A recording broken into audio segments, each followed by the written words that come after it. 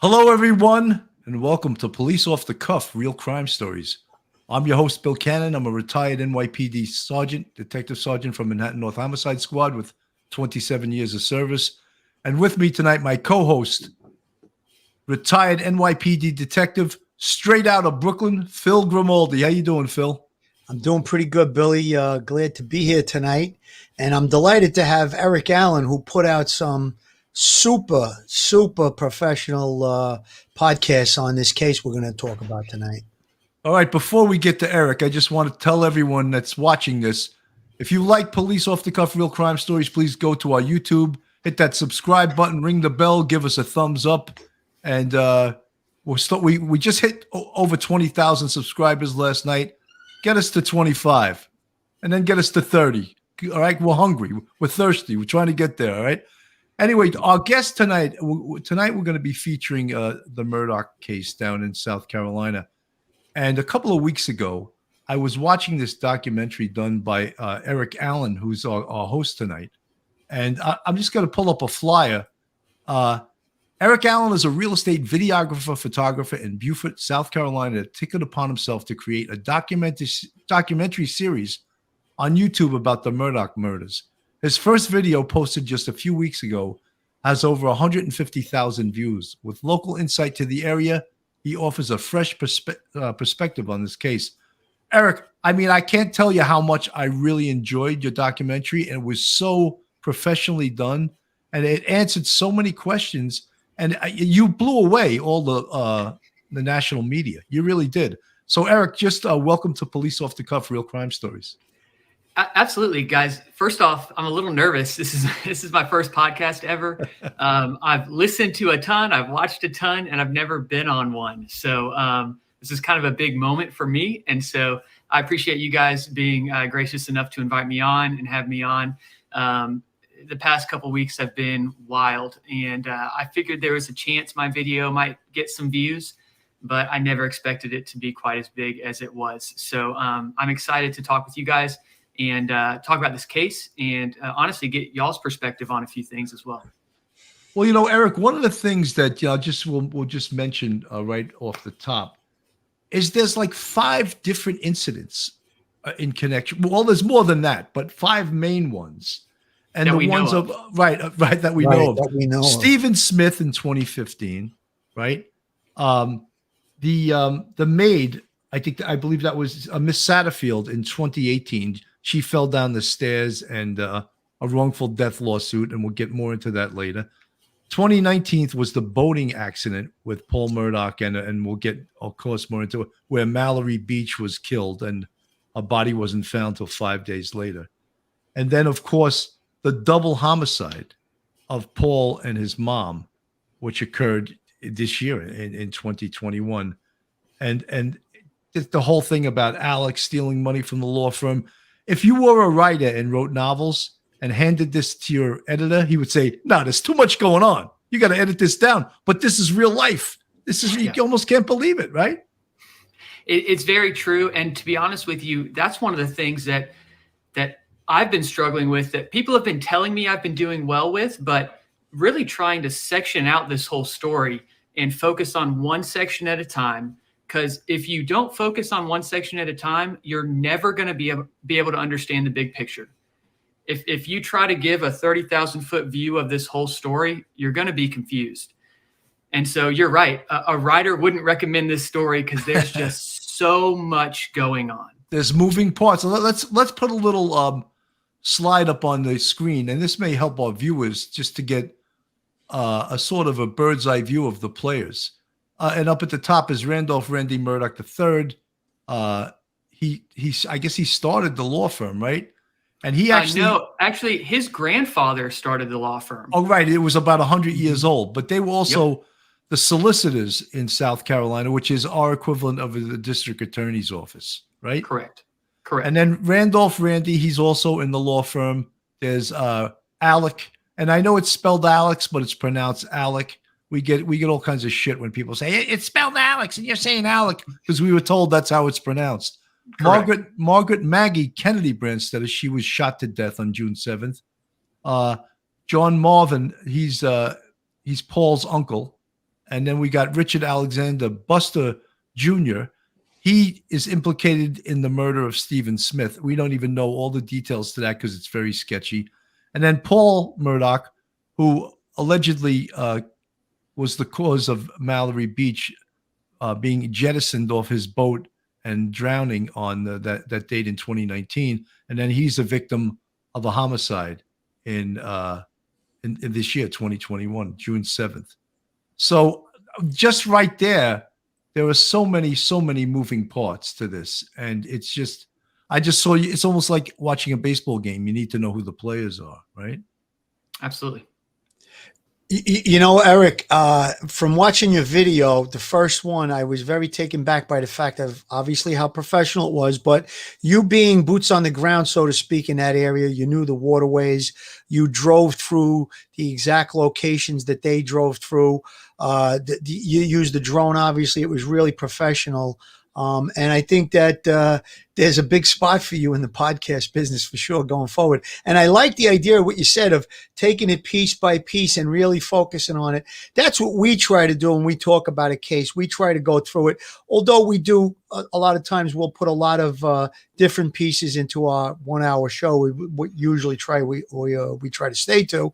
Obviously, you've been doing a little bit shorter in clips, but I think it's going great. And Bill, before the show, was saying, geez, you know, I got to brush up on this. And I says, don't worry, Bill, as soon as you get into it, that intro that he just gave about the case was unbelievable. Bill, I got to give you an answer. That was really good. Thank you very much. Eric, I'm gonna put the first part of your video 1, where they make a 911 call. I think it's in the boating accident. I'm gonna put this up on the screen, and we'll give it a little play here.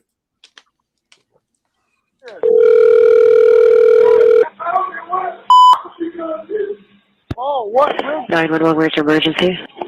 We're in a boat crash on Arthur Street. We have someone missing. Okay.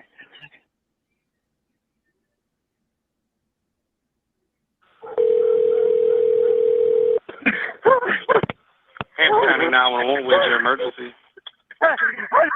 This is Allan Murdaugh at 4147 Moselle Road.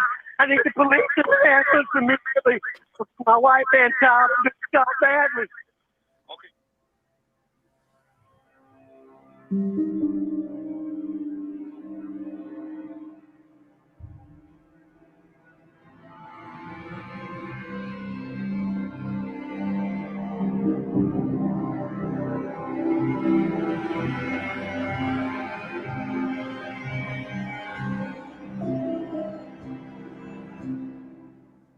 It was a warm. I don't need you to narrate it because you're here. That was a really excellent intro. I mean, the tension that creates, those 2 911 calls. And now, Eric, just tell us what the first call was and then segue to the second call. Absolutely. So the first phone call was the boating accident in 2019. The gentleman making the call, his name is Connor Cook. And that was right after they had impacted a bridge in Beaufort, South Carolina. And we know now that the girl that he said was missing is Mallory Beach, and that she died that night, unfortunately. And the second phone call was when Alec Murdaugh found his wife and his son shot and murdered at their hunting lodge in South Carolina. And, one of the reasons I put those two together is so that I could kind of infer to the audience that there's a chance that these might be connected, that there's a chance one might have caused the other, that there might be some sort of connection there somehow. And to this day, we don't know if there is. There might be, but there's quite a few other things like we spoke about earlier that could be connected to that murder of Paul and Maggie Murdaugh as well. You know, Alec, one of the actually, Eric, I'm calling you Alec. Eric, one of the things that, and that was great that you did that, because it does create that tension, and it sort of gives the viewer a place to start. And, of course, I feel that the boating accident and the double murder of Paul and his mom are 100% connected. But I also feel that what runs through this whole drama in everything we see is Alec Murdaugh. And my first feelings as a homicide investigator is that he either killed both of them or he had someone else kill them, because him conveniently showing up, and allegedly they were killed between 9 and 9:30. And unless they have some type of evidence like video camera or someone reported hearing the gunshots, science can't predict time of death that accurately within a half hour.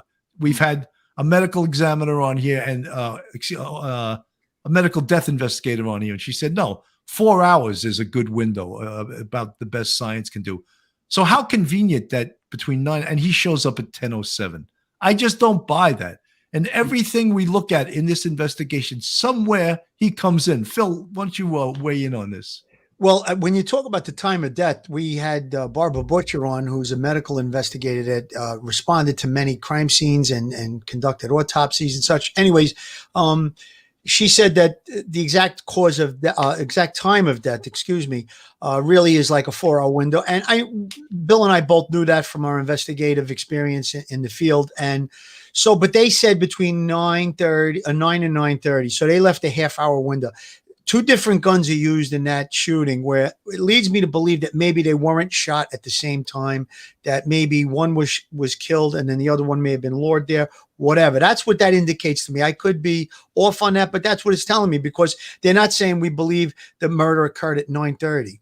If someone heard shots, whatever, they'll say 9:30. They're saying between 9 and 9:30. So there might have been 2 volleys of shots. There was definitely 2 different guns. So that, that's what that part of it is. Now, as a homicide investigator, we go to the scene of a double murder. The first question we're going to ask Alec is this: is there anybody that you can think of that you have any enemies or anybody who would want to hurt you or your family? So that labeling him as being a person of interest and labeling him, was there anybody that would want to hurt you? The first thing you would go to, and they may have had prior knowledge, would be the boating accident. So obviously that would be the first place that I would stick my nose in and try to, investigate. So I think, Billy, your instincts on that are 100% correct. But I think that Eric in his videos now has shown us a lot of different sides of this thing. And, you want to comment on that, Eric? Yeah, absolutely. It's really interesting hearing y'all's perspective on all this.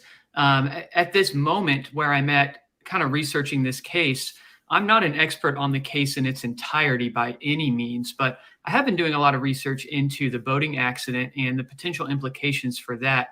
One of the things that I can't wrap my head around, though, is what would Alec's motive be for killing his wife and son? Because it seems that this event is the catalyst for his unraveling in the past few months, for all of these things coming to light. It seems like that event really put all of the eyes on Alec Murdaugh and has been really his unraveling. And so the motive for that is a little unclear to me. The connections to the boat crash that seem like potential connections to me would be, and I, to be honest, I actually don't think either of these are true, but I'm open to the possibility. If Paul was driving the boat, then Anthony, Mallory Beach's boyfriend, might have motive to kill Paul. If Paul wasn't driving the boat, which if anyone watching this watches my second episode, I don't know who was driving the boat, but it seems like there's a good chance or a decent chance that Connor might have been driving the boat. So I wonder if there's motive. And Connor is Anthony's cousin. Correct. Yes. Right. Connor is Anthony's cousin. And it makes me wonder. I know that Paul had some sort of a hearing a couple of days after he was murdered. And so I wonder if kind of closing that up might mean that that the boat crash investigation is just kind of done with, and Connor might not be implicated at a later date. So those are a couple theories that I think might hold some weight, but I don't really know. Eric, I want to go back to your video now. This is 8:28 into the video, and I'm going to play one of the Murdaugh Estates on the river in Beaufort. Now, this wasn't just a random group of friends. Let me explain the dynamic between these people a little bit. So Miley, Morgan, and Mallory were best friends. Miley was dating Connor Cook, Morgan was dating Paul Murdaugh, and Mallory was dating Connor's cousin, Anthony Cook. Now, Paul and Connor were friends, But Anthony Cook didn't really like Paul. And it was the three girls that really brought this whole group together. They leave around 7 p.m. and it's about an hour-long boat ride to the oyster roast that they're going to that night. They arrived at the oyster roast around 8 p.m. and pass downtown Beaufort on the way. They spend about 4 hours at the party and have a great time. When they decide it's time to leave, it's dark, it's cold, they've been drinking that night, and they have about an hour ride back on the boat. It was said that there were some discussions about just getting an Uber ride home, leaving the boat there, and coming back the next day when they had all sobered up, it was daylight, and it was much safer to drive the boat back. I don't know all the details of that conversation, but I know what they end up doing is hopping back on the boat and making their way back home. It was said in a witness statement that the boat almost collides with the downtown Beaufort Bridge, but Connor Cook was able to grab the steering wheel from Paul last second, so they avoided the collision. I don't know whose idea it was, but they make a really poor decision and decide to stop at downtown Beaufort so that Paul and Connor can go grab some shots. Obviously, I don't know, but if I had to guess, I would say if they had not made that decision, Mallory Beach would still be alive today. You know, Eric, I just want to comment upon this. Now, they went to this oyster roast, which us in the Northeast, an oyster roast. Oh my God, let's go to the oyster roast. we never heard of anything like that, but I like the idea of going to an oyster roast. It was a beer party. It was a keg party. It sounds so Southern and so proper. Let's go to the oyster roast. You bring the beer and I'll bring the champagne, you know? Anyway. It's funny because it's not proper at all, actually. No, I know. I'm just a Northeastern ball breaker, you know? Yeah. But the point is that you know how dangerous it is on the water in the daytime, right? When you're operating a boat, you have to have your wits about you because you have to know currents. And I watched these, and you commented on how treacherous the currents are there. And if you've ever been on the water at night, you cannot see anything. It is, when you want the definition of pitch black, that's being on the water, 100%. Am I not right? You're absolutely correct. It's dangerous during the day. You have to be careful. We have really large tide swings, so it fluctuates up to 9 or 10 feet. And boats also, just for people who don't know a lot about boats don't have headlights. So they have what's called navigational lights, but those are so that other boats can see you, not so that you can see what's in front of you. So when you're riding at night, you really can't see anything in front of you. And most of the time you're relying on your GPS or chart plotter to kind of make sure you're in the right spot, but those aren't 100% accurate. And there could be other things involved as well. So, add into the mix, it was foggy that night, add into the mix, they were all drinking, and it really is a recipe for disaster.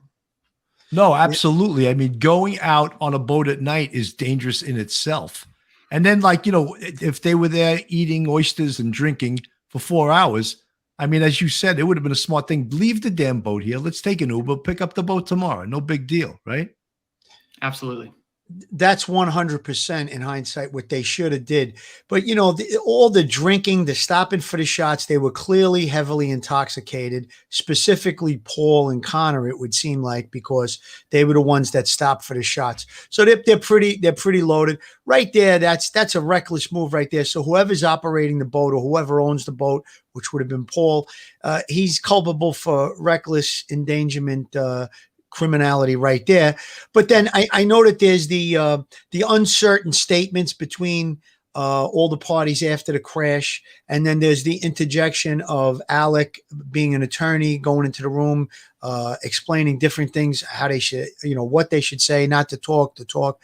And I think that you do raise some doubt into who was driving the boat in your second episode. 100%. I think you raised it in such a way that Joe Murray, the attorney, who's on our show quite frequently, would be very proud of you. You sounded like a defense attorney in your I guess we'll call it a statement. So it wasn't trying to, but no, but listen to me. It was real good. That's what investigation is about. It's about the facts. And sometimes you turn over facts that you think are going to go one way and they go the other way. So, but that's okay. But I said to Bill earlier today when we were discussing this, if any of the players, any of the primary people involved, whether it had been Mallory or Morgan or any of the other two, if they were to be put under oath and sworn in with the the penalty of perjury looming over their head, you'd probably get a more direct answer, a more truthful answer, because there was the thing saying, and I agreed with what you said.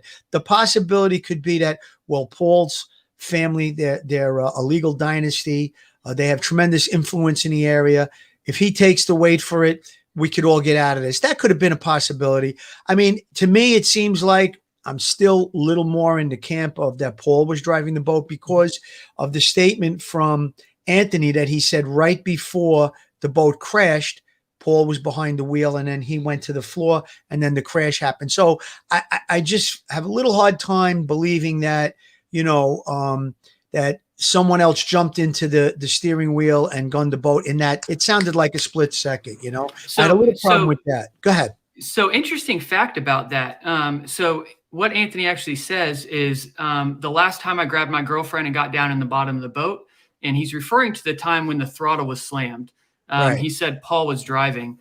I didn't include this part in my episode, and I probably should have, but I'm, kind of trying to not include too much so that I'm going to confuse the viewer. But the DNR, the organization responsible for the investigation, they were able to get the records off of the GPS unit on the boat. And the GPS unit shows the locations of the boat during different times. It shows the speed of the boat, the orientation of the boat, all of these things. And the moment that they're talking about where the throttle slammed happened about 5 minutes before they hit the bridge.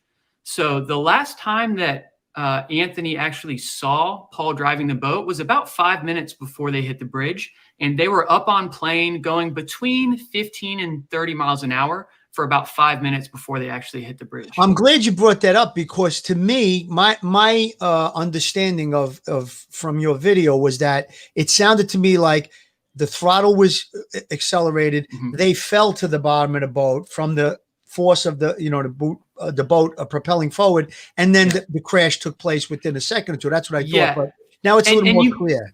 And you make a good point, because I thought that too when I made my first episode. I don't think I did a very good job doing a ton of research before my first episode. And so that's one of the things that I wanted to remedy with my second episode. So I'm trying to be in a place where if I'm wrong, I'm not going to try to, prove my wrong opinions right. I'm going to correct myself. I'm going to say, hey, I was wrong about this, and I'm going to try to fix it in a later episode. So I did make it sound like that happened right after the accident, or right after the throttle was slammed, because I thought the same thing in episode 1 and found out at a later point that was not the case, and probably should have included that in my second episode. Eric, let me go back to the tape right here, and then you can comment after I put this on the screen. I would say just mostly Paul.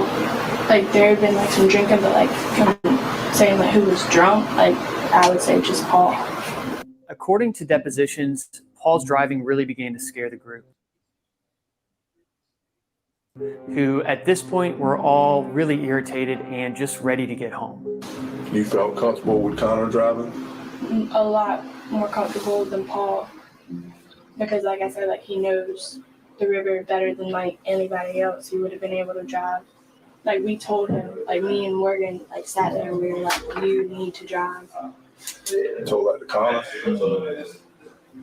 The group was arguing and trying to convince Paul, who, according to Miley, was clearly the most drunk person in the group, to let Connor Cook drive the boat instead. According to a witness statement, Paul replied with, "Y'all think y'all know this river better than me? This is my boat, and I'll be damned if anyone else drives my boat," while also taunting the group by slowing the boat down, driving around in circles, and just generally being irresponsible. According to Anthony, he and Mallory were in the back of the boat when Mallory yelled out at Paul, saying she was scared of his driving. I have a quote here from Anthony that says, "He turned and pointed at her, and I could tell he was about to say something, and I told him to not make that mistake. He stared at me for a second and went to the steering wheel." At 2:13 in the morning, the boat enters Archer's Creek.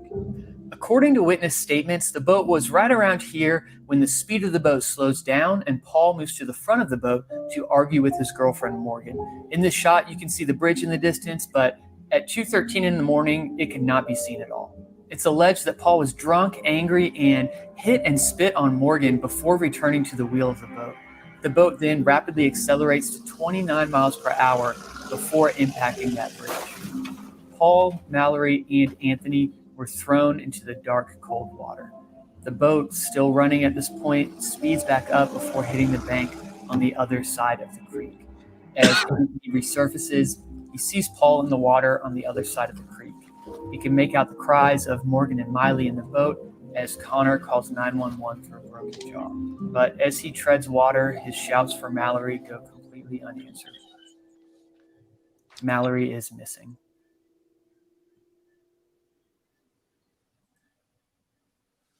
Crazy, right? I mean, I'll go back to it, but I mean, you know, I think that even if someone else was driving, he is still responsible. Paul is still responsible for it. I'm not kidding. I think he was driving anyway, but if someone else took the wheel at some point, he's the captain of the ship, really. I don't know if that's in maritime law, that if you're the person who owns the boat or whatever, you're responsible, but he showed such irresponsibility to begin with from, getting so hammered, drinking all day, and then in the pitch dark trying to drive a boat back over an hour ride. I thought that was ridiculously irresponsible. Go ahead, Eric. Yeah, I think there's no doubt that at the very least, Paul should have been held at least partially responsible, at the very least. His actions that night, he drove the boat drunk, for sure. Whether he was the one driving when they hit the bridge or not, we don't know. But he put all of their lives in danger at some point, for sure, and did some really bad things that night. And the quote that I mentioned about Paul saying, "Nobody drives my boat but me," that is a thing for boaters, to let another guy drive your boat, And so I see that as good evidence that Paul was driving the boat.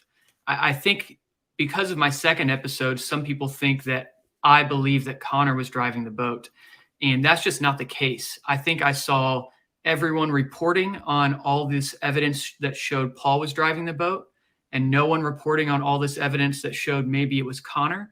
So I spent a good amount of time in my second episode talking about the evidence that pointed towards the potential that Connor was driving the boat.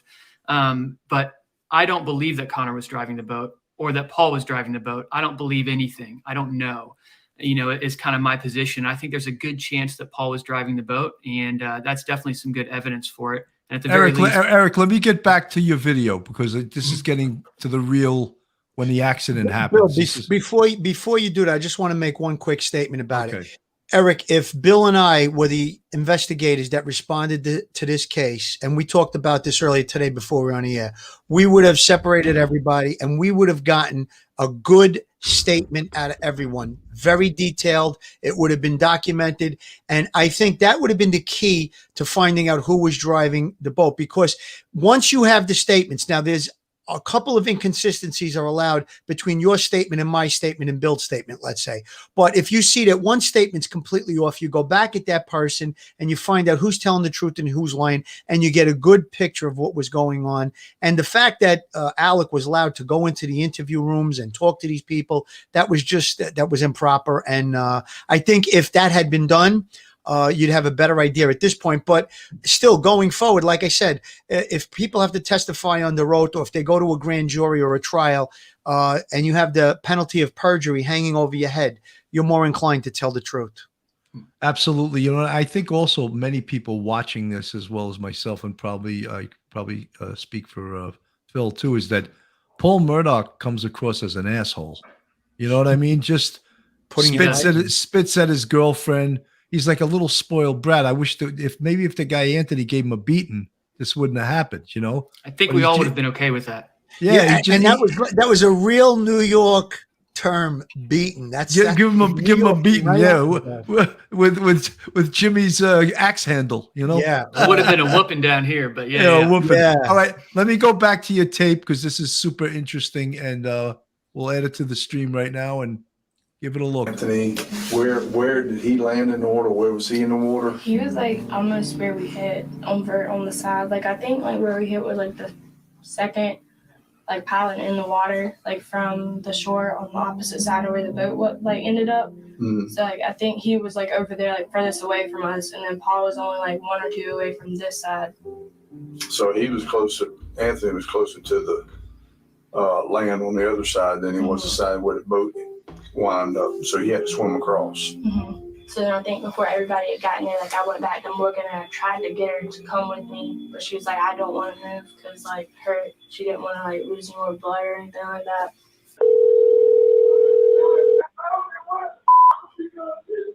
Oh, what? 911, where's your emergency? Hello? Police, fire, EMS. Hello? We're in a boat crash on Arthur Street. Whereabouts on Archer Street? In Archer Street, the only bridge on Archer Street. Archer Street? Archer's Creek. Archer's Creek.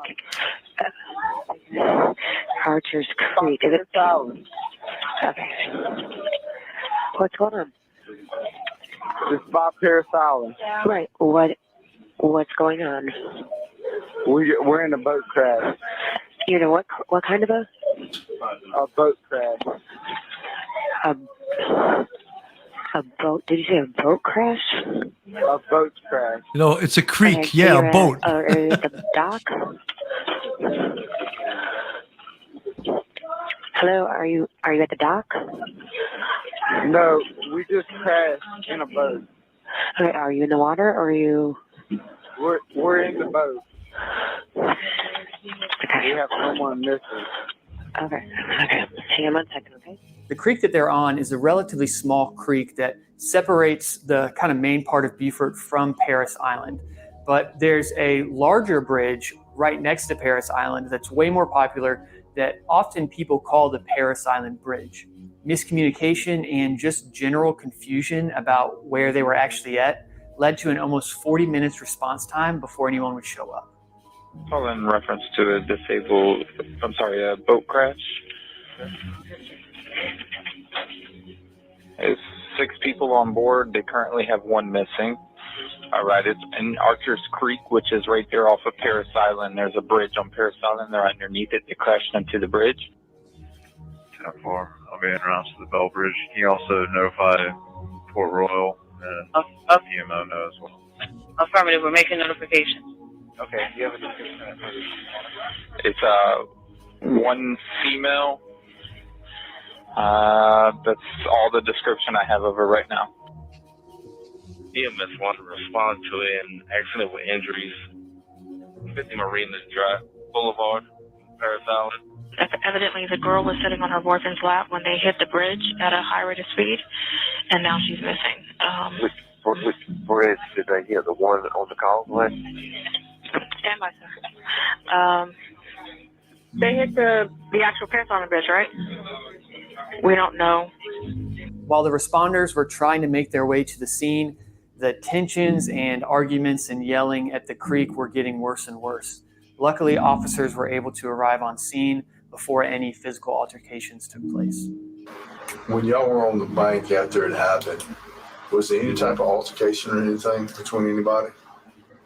Anthony was like mad at Paul, and like he didn't want him near him, and then Morgan, like, because Paul, like I said, he was in the water for a while. Morgan was sitting in the front but screaming because she hurt her hand. But then he came back shore and he tried to help Morgan, and she didn't want anything to do with him. She was like, get away from me.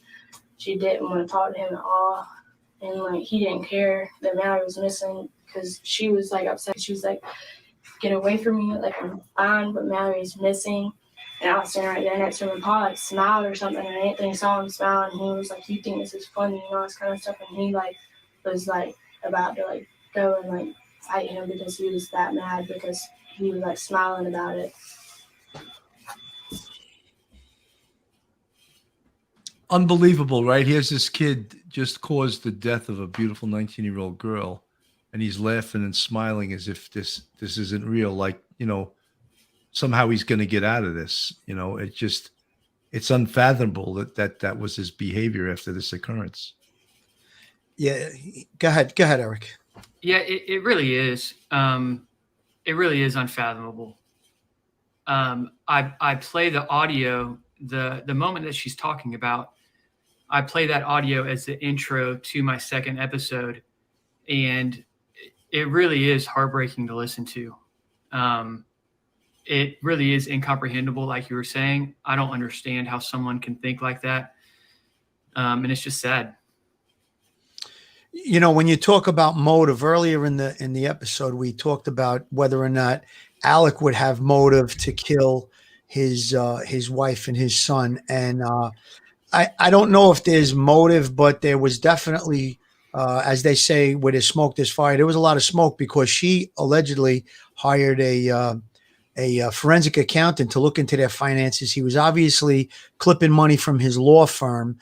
And then we don't know what the relationship between Paul and his father was. I mean, he was obviously responsible for this boating accident, whether he was behind the wheel or not. As Bill stated, he was highly intoxicated. He didn't show any remorse for the whole thing. So I don't know that, Alec is responsible for it, or if he had something to do with it and hired someone else. But again, Anthony, as you played in your second episode, had a very, very hard time with the death of Mallory, obviously. And he seemed like he was in a pretty dark place at times. So he obviously would be looked at as a suspect in that double murder. I don't know if he's capable of that. I don't know what, where his head is at now, but I'm sure that, the SLED will be looking into that. But those are two different angles for motive that pop into my head right away. And again, his lack of empathy towards the fact that someone died, a beautiful young girl died, and showing no remorse, whether or not he was at the wheel or not. It was his boat. They stopped for the extra alcohol. They were driving blindly in the dark. He made the decision to go forward rather than take an Uber. And look, I don't want to, blemish the kid that he's dead and everything, but I mean, the facts are the facts, and it is what it is, as they say. And I think that maybe his family, his upbringing led him to be that kind of a cold person and showing no remorse. I don't know what his personality was like, but he sounds like a shitbag to me. Eric, just to interject one thing before I show a little bit more of this first video. Alec's motive to kill his wife and Paul is just as simple as the motive to have the guy kill him: insurance money. He probably had blown through all his money, especially if he was using drugs. And the next thing I'm surprised we haven't heard yet is that he's got a gumara. Billy, I was just going to say something about that. I don't know. Eric's baffled. He's from the South. He doesn't know what that is. No. We'll tell him what a gumara is. It's a girlfriend. He's got a girlfriend on the side. But wait. I just got to get this out. This is important.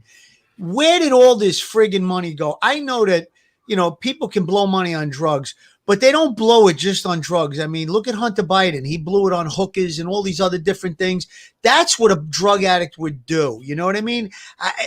It's too much money. You're talking about $5 million from the law firm. You're talking about another $1.5 million missing from the Satterfield, the person that worked in the home that died from falling down the steps. There was a settlement there that he absconded with that money. A piece of it went to the lawyer that handled the case, but he probably got about $1 million from that. So you're talking about large amounts of money. And then what about he was involved in this big legal dynasty? He had to be drawing a huge salary, and plus, whatever profits there are in the firm. He was a partner in the firm. So a lot of money is unaccounted for. And that really has me puzzled and has me questioning. But go ahead, Eric. You got something to say, I could say.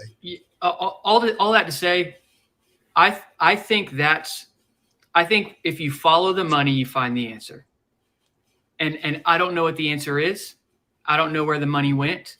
But I think at the end of this, there's a bigger story here, and we find 100%. It by following the money, because it had to have gone somewhere.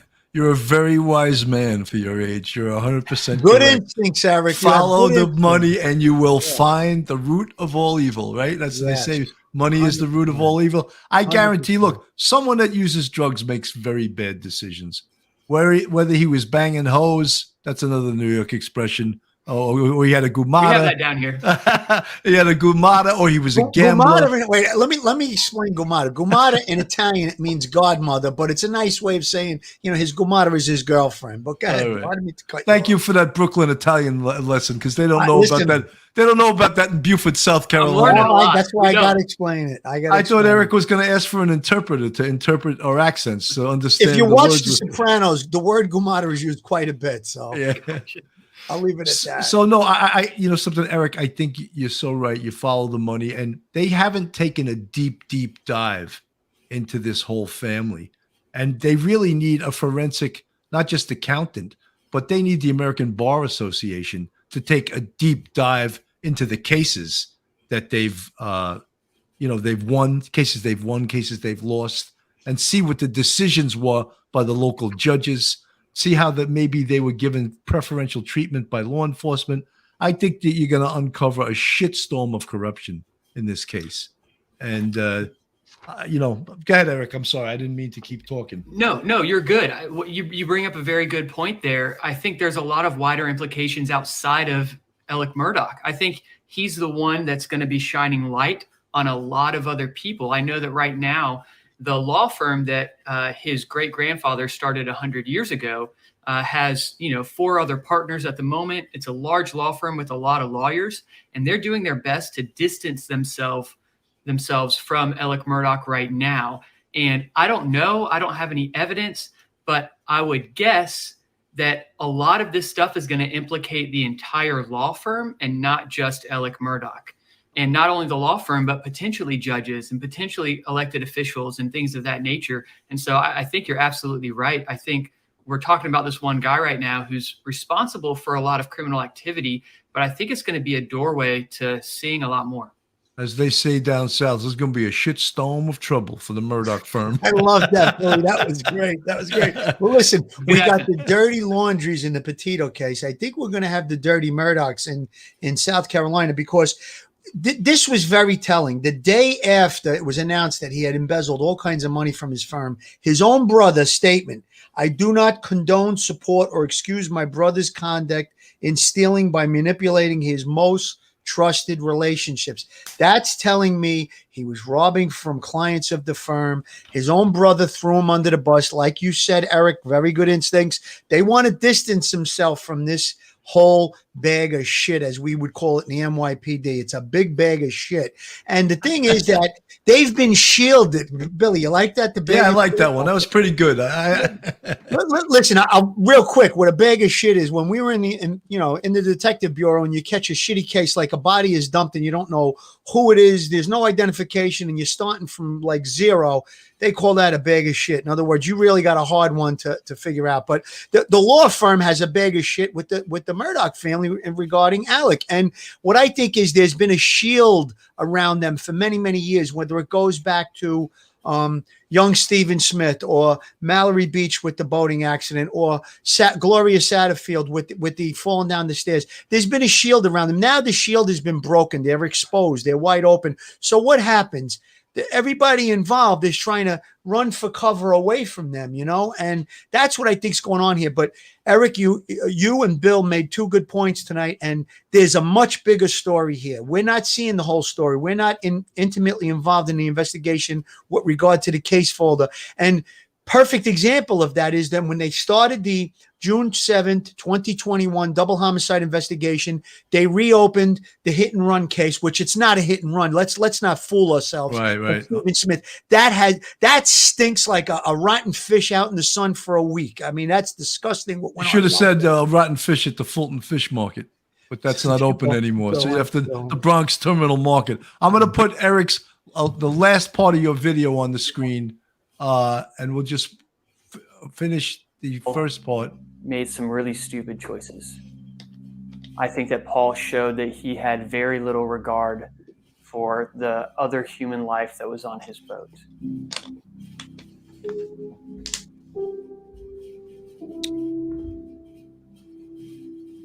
So it's 2 years later. Justice has not been served for the death of Mallory Beach, and Paul Murdaugh is found shot on his family's hunting lodge. So who might want Paul Murdaugh dead? It's not hard to speculate what might have happened, but trust me when I say there is so much more to this story.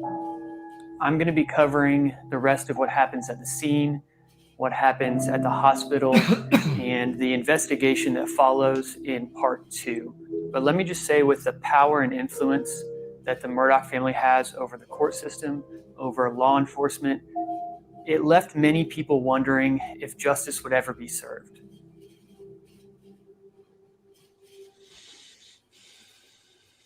Amazing. You know, your work is fantastic. It really absolutely. is. Absolutely. I mean, that first image, that young man, that was Anthony Cook, that was leaning on the police car that we saw. Now you could see by his appearance, he looked like he was obviously very dazed and confused. He had an injury. I believe he had a broken jaw. Is that correct, Eric? His cousin Connor had the broken jaw. He had, okay. But he looked like he was banged up. He may have still been intoxicated, but he was obviously very disoriented. So again, inconsistencies with statements that he made at the scene, and inconsistencies maybe even back at wherever they took them. I can understand there being some inconsistencies. But again, when I said Bill and I, if we were on this case, we would drill down on it. It would take some time, but we would separate everybody. You don't want to ever interview people who are witnesses to possible criminal activity. You always want to separate them, just for the mere fact that you don't want one person saying something, the other person hearing it and repeating it even though they didn't see it. You want what the people see. That's very important in any investigation. And you know, and Eric, the most important thing is to lock them into a statement that they can't later on say, oh, I didn't mean that, I meant this. You know, because you have them sign their statement. You actually even can have them write it out in their own handwriting, and then you rewrite it. You know, what we do is we get a good solid statement, and then we go out and we try to corroborate what they said, but other people or witnesses or video cameras. And then when we find that there's an inconsistency, we would call them back in and we'd say, listen, you told us this on that. Could you tell us the story again? And if they repeat the same story, then we say, you know what? Are you sure about that? Like, we kind of start drawing the possibility there's some kind of a lie going on here. And then we might, over time, hit them with, well, guess what? We have a video camera that says that didn't happen, this happened, you know, different things like that. Those are the techniques that we would use. And that's bottom line, what we think should have happened in this case. Maybe it did. It seems like it didn't. Yeah, you make a really interesting point there about separating the group, getting statements from everyone kind of immediately after the accident on their own. And one of the things that is so interesting to me about that is the night of the accident, they were separated. And the night of the accident, Anthony Cook was the only one that said Paul was driving. And 2 other people said that Connor was driving. So the night of the accident, we have Paul saying that Connor was driving. Morgan actually writes a handwritten statement the night of the accident. She says, I don't want anyone in the room. I just want my mother and I want this officer. And she writes out a handwritten statement saying that Connor was driving. And like I said, when Anthony said that Paul was driving, he said the last time I looked and got down on the floor. So he's referring to about 5 minutes before they impacted the bridge. It wasn't until the next day, when a couple of people had talked, that Morgan comes back in and says, I have the strangest feeling that Paul was driving. And then Miley adds to her statement from the previous day that Paul was driving, because she didn't write that on her first statement. So that's what kind of confuses me about this whole thing, is the night of the accident, Anthony was the only one that said Paul was driving. And he didn't even really say Paul was driving when we hit the bridge. He said Paul was driving 5 minutes before we hit the bridge. And that's the last thing I saw. So that's one of the things that really confused me. And when we actually go back and listen to the tapes, which I would love to have you guys listen to this certain segment in episode 2, because there's a moment where he's talking about the last time he saw Paul driving was when he got down in the bottom of the boat. And then a little bit later, another officer comes to him and says, well, I'll let you guys listen to it. And then I want to get your thoughts on it. It's on episode 2. What's the time? Yeah. So the time is, let's go ahead and start at 11:32, and we'll probably be listening to about 45 seconds to a minute. Okay. 11 minutes and 32 seconds. And so again, y'all's perspective will be really valuable to me because I heard this and it seemed a little off to me. But I'm not a police officer. I don't have a background in that. And so I didn't really talk about that a whole lot in the episode. But to show you how selective reporting can shape a narrative. But here's the clips in their entirety. Hey, I'm with Department of Natural Resources. Who was driving the boat? Right, y'all think so? The last time I grabbed my girlfriend and got down in the bottom of the boat, Paul was driving. Yes. So when Anthony is asked who was driving the boat, he doesn't respond with just Paul. When we hit the bridge, Paul was driving. He responds with, the last time I grabbed my girlfriend and got down in the bottom of the boat, Paul was driving. He makes a point to preface his statement about Paul driving. He's asked the same question again later. Listen carefully to what happens here. Hey, Keith. The driver is the one with no clothes on, correct? To be honest with you, the one you were getting mad at back there, he was in his drawers. he was the last one driving whenever I got down in the floor of the boat. On my girlfriend. Yes. So when he's asked the question again, he replies with, to be honest with you. So that caught me a little off guard. It would be my impression that if a police officer is asking a suspect something, he wants the suspect, or not even suspect, but witness, whoever, to just almost blabber on and give as much information as possible so that they can use that in their investigation. And so to hear an officer cut someone off when they say, to be honest with you, like they're about to give new information. And not only did he cut him off, but he cut him off and led him towards Paul. And that seemed really odd to me. And maybe it's not odd. And I'd love to get y'all's insight on kind of that segment. Go ahead, Phil. Well, to me, I don't know. It kind of sounds like he's not certain who was driving the boat based on the two segments. All right. That's what it sounds like to me. But in defense of the officer, I think it was already established that people believed Paul was driving the boat, and he just wanted to like double check and say, is the guy with the shorts over there. So, I mean, listen, it sounds like he's not certain who was driving the boat. It does sound that way. I'll give you that. Now, here's the other thing. When you said that Morgan came in, or Miley came in the next day to change her statement. Morgan did, yes. Morgan. So when she comes in, what I would do is, if she wanted to add something or change something, first thing I would ask her, have you spoken to anyone about what you told the police or about your statement? If she says no, I'd dump her cell phone and find out if she was talking to anybody. And then I would call her back in and say, you told me you didn't talk to nobody. We have your cell phone records. You had phone calls to this person, that person. I'll ask her, did you talk to Anthony? Did you talk to Connor? Did you talk to Morgan? And if she says, no, I didn't, I mean, then you're going to have a cell phone record. So there's ways of looking into these discrepancies. That's the point I'm trying to make. And I do believe, based on what we just played, those two segments, when he first asked him and then when he asked him later on, it sounds almost as if he's not 100% certain who was driving the boat, because based on the new information that you gave us tonight, that there was a 5-minute lag. See, I was under the impression that there was a fight between Paul and his girlfriend in the front of the boat. He storms away from the boat like he goes to hit her or argue with her, and then he guns the boat. And I thought that's how the accident happened. It sounds a little bit different now tonight. Yeah. And the reason we think that's what happened, and the reason I thought that was happened, is because that's what Miley claims in her deposition. And I believe Connor did too. So that's the story that they told the police officers. That's the story that I read and based my first episode on. Connor actually told them that the GPS was lying. So I'm not sure why Connor would tell the cops that the GPS unit was lying, but obviously from an outsider's perspective, we're going to trust the GPS over, a human witness. But Yes. That's what kind of confuses me a little bit about this whole thing. Bill, what do you think, Bill? Eric, I just wanted you to read Joe Murray's commercial, and then we'll get back into this. Go ahead, Phil. You could do that. Joe Murray, attorney at law. Have you found yourself in a jam? Are you in need of legal counsel in the New York City area?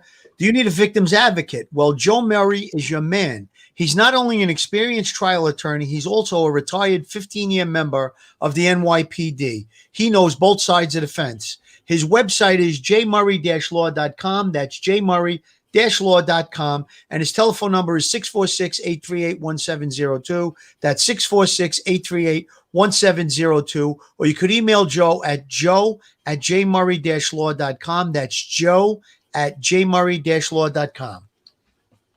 Sorry, Eric, but we got to pay the bills, you know. Completely understood. I get it. You know, Eric, we're getting close to an hour. We don't like to go much past an hour, but would you promise to come back another time? Absolutely. I've really enjoyed this thoroughly. Yeah, this is such a wealth. And I mean, we didn't even scratch the damn surface. I was just going to say that we only focused really on the boating, but Bill, before we go, do you have an opinion on what you think about what he was saying as far as who was driving the boat with Anthony? Well, one of the things I read and I watched in Eric's documentary was that Paul and Connor were like sitting right next to each other, and they were actually like horse playing and like hitting each other.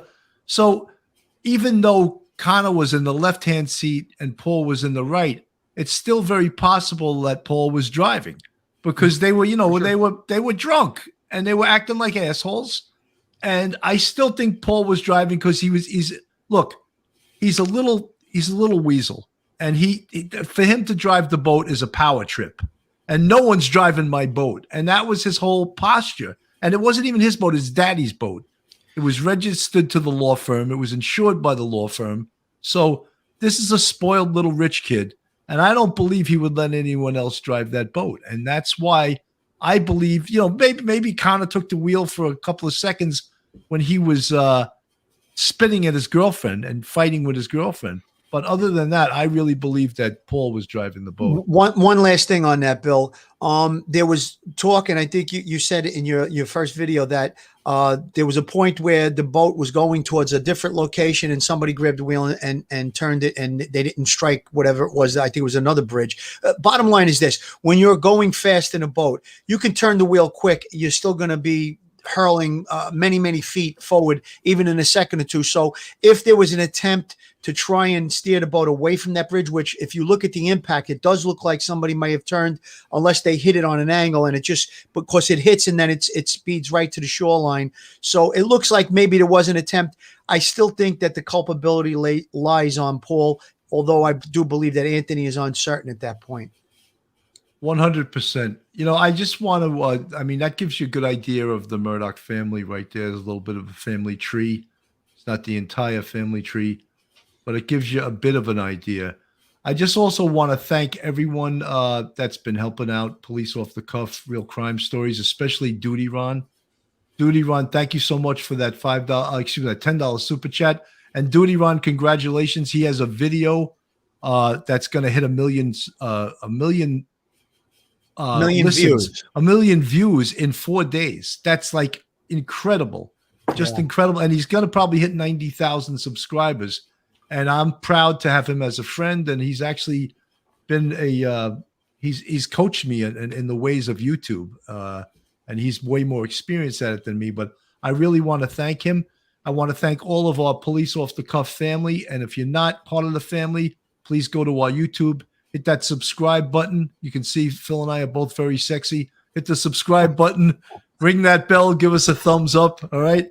We also have a Patreon. I'm not going to get into the whole selling point today, but this is, Eric, you got a great career ahead of you if you decide to be an investigative journalist, because this was one of the best documentaries I've seen. And to get the information is not an easy thing. And I know that, I'm sure you hit many barriers trying to get this information. Thank you, Holly W., for the 99-cent super sticker.